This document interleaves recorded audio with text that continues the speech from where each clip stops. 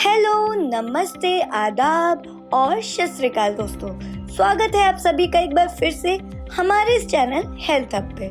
तो शायद ये अभी तक का सबसे इम्पोर्टेंट वीडियो है हमारे इस चैनल पर। अगर आप भी डिप्रेस्ड फील कर रहे हैं या आपने कभी भी डिप्रेस्ड फील किया है तो इस वीडियो को अंत तक जरूर देखें।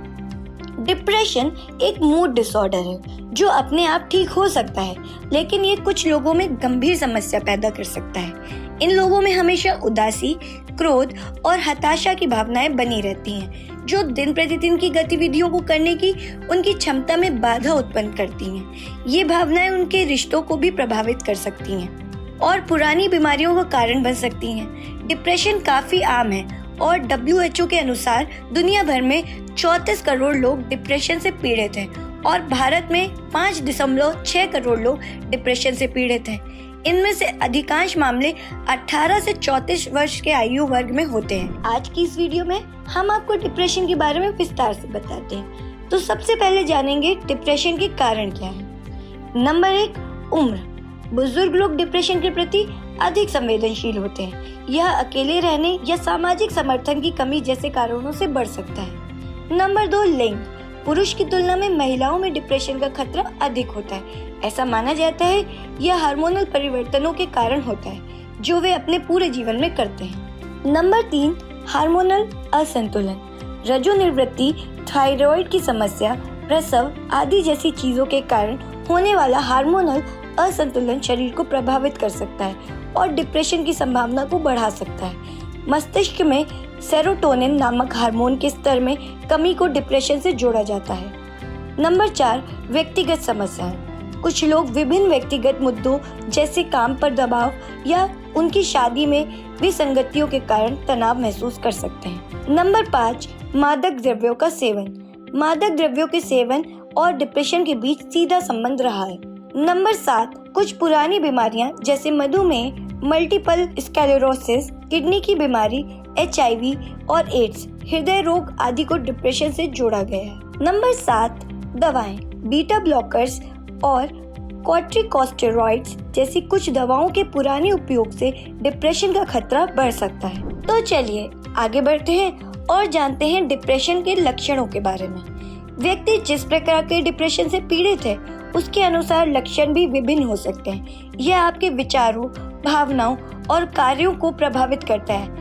आइए लक्षणों के बारे में विस्तार से बताते हैं। बेवजह थकान महसूस होना, उदास मन, बेचैनी, चिड़चिड़ापन, मिजाज, निराशा, सोचने और निर्णय लेने में कठिनाई, ध्यान केंद्रित करने में कठिनाई, कुशलता से काम करने में असमर्थता, अपराध बोध और बेकार की भावना, नशीली दवाओं और शराब की खपत में जबरदस्त वृद्धि, सिर दर्द और शरीर में दर्द, मांसपेशियों में दर्द, दूसरों से अलग होना, नींद में गड़बड़ी, अत्यधिक नींद से लेकर अनिद्रा तक, भूख में परिवर्तन, मृत्यु या आत्म नुकसान के अवत्रक विचार, पहले की मनोरंजक गतिविधियों में रुचि और भागीदारी में कमी, जिसे एनाडोनिया भी कहा जाता है। तो चलिए दोस्तों आगे बढ़ते हैं और डिप्रेशन के बारे में मिथक और तथ्यों के बारे में जानते हैं। मिथक, बच्चों को डिप्रेशन नहीं हो सकता। तथ्य, डिप्रेशन किसी भी आयु वर्ग में हो सकता है और यह किसी विशेष आयु वर्ग तक सीमित नहीं है।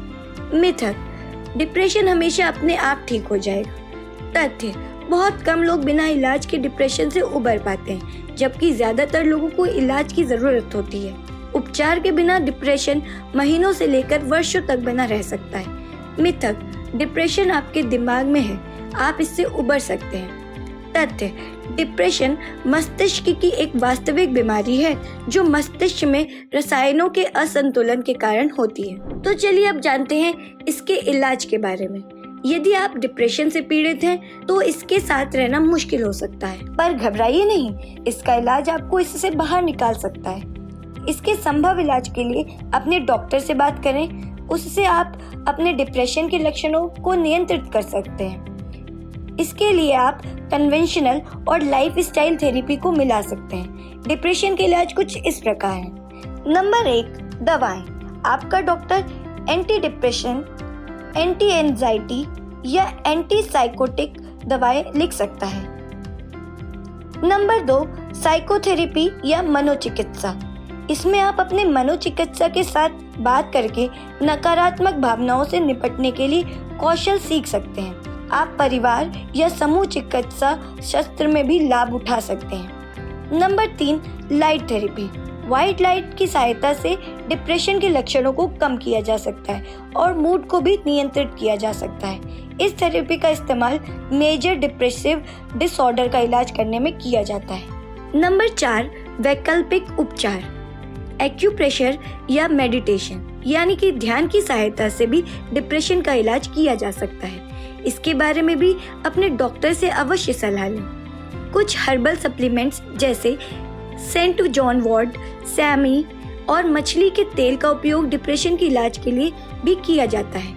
किसी भी सप्लीमेंट को निर्धारित दवाई के साथ मिलाने से पहले एक बार अपने डॉक्टर से सलाह अवश्य लें। ऐसा करने से आप इसके दुष्प्रभावों से बच सकते हैं। कुछ सप्लीमेंट्स का आपकी सेहत पर बुरा असर पड़ सकता है और यह आपके डिप्रेशन को और भी बेकार कर सकता है। नंबर 5, नियमित व्यायाम। एक हफ्ते में कम से कम 3 से 5 दिन 30 मिनट के लिए व्यायाम अवश्य करें। नियमित व्यायाम आपके शरीर में एंडोर्फिन्स नामक हार्मोन को बढ़ाता है, जो आपके मूड को अच्छा करता है। नंबर 6, शराब और नशीले पदार्थ ना लें। शराब और नशीले पदार्थ आपको कुछ समय के लिए राहत पहुंचा सकते हैं, पर लंबे समय तक इसका सेवन डिप्रेशन और चिंता को और बढ़ा सकता है। नंबर 7, अपना ख्याल रखें। आप स्वयं की देखभाल करके डिप्रेशन के लक्षणों में सुधार कर सकते हैं। इसके लिए अच्छी नींद लीजिए, एक स्वस्थ आहार खाएं, नकारात्मक लोगों से दूर रहें और आनंददायक गतिविधियों में भाग लें। कभी कभी डिप्रेशन का इलाज दवाइयों से भी नहीं होता, तब उस स्थिति में आपका डॉक्टर आपको कुछ अन्य ट्रीटमेंट ऑप्शन देगा, जैसे कि इलेक्ट्रोकन्वल्सिव थेरेपी। यह ब्रेन को स्टिमुलेट करती है और मेजर डिप्रेशन के इलाज के लिए इस्तेमाल की जाती है। ट्रांसक्रैनियल मैग्नेटिक स्टिमुलेशन, यह नर्व सेल्स को स्टिमुलेट करती है और मूड को नियंत्रित करती है। इंडिया में डिप्रेशन को लोग सीरियसली नहीं लेते और कहते हैं कि ये पागल है या फिर ये तो सबके पास होता है। लेकिन आपको डिप्रेशन सीरियसली लेना होगा और सीखना होगा कि कैसे उससे आगे बढ़े और कैसे उससे उभर पाए, वरना आपकी लाइफ में प्रॉब्लम्स होती चली जाएंगी और आपको इसकी वजह से बहुत सफर करना पड़ेगा। इसलिए इसको सीरियसली लें और इससे उभर पाने की कोशिश करें। अंत में बस इतना ही कहना चाहेंगे। हमें आशा है कि आपको हमारा ये वीडियो पसंद आया होगा। तो अगर आपको हमारा ये वीडियो पसंद आया है तो जल्दी से लाइक, शेयर और सब्सक्राइब करें और बेल आइकन दबाना बिल्कुल न भूलें, ताकि आपको हमारी नई वीडियो का नोटिफिकेशन तुरंत मिल सके। तो दोस्तों, हमें कमेंट सेक्शन में कमेंट करके बताएं कि अगला वीडियो आप किस टॉपिक पे चाहते हैं। हम कोशिश करेंगे कि हम उसी पे वीडियो लेकर आएं।